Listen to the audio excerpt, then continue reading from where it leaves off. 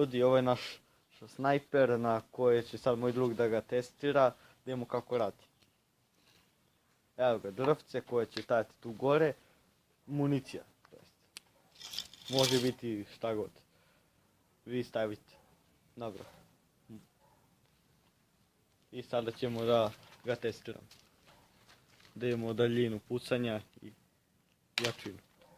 Ovo je savršeno dobra daljina. I snajper je uspeo da pogodi nekog. Vidimo se do... Čekaj, vidio, sad mi pokažemo kako radi. Ajde. Ajde, sad ćemo da vam pokažemo kako radi. Veoma je prost dizajn. Vidite, zavezali smo armaturu i gumu. Vi možete i kanap. Ako stavite kanap, radit će 300 puta bolje. Ja nisam mogao nađem kanap pa sam stavio gumu. Uzmete lepo i...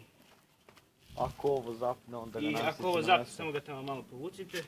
To ništa ne smeta. Zatek na 2 ekstra. Ovo je ovdje deo veoma bitan. Stavite jedno drvce koje je ovako, da može da ide ovako gore, dole. I onda jednostavno dođete, privučete ovo. Ovdje budu 2 eksera i kad jednostavno udarite u ovo, ovo će da se skine. Ako ovdje bude neko drvce, onda će da ono će bude tu pizdu mater. To je cijelo sistem. To je to.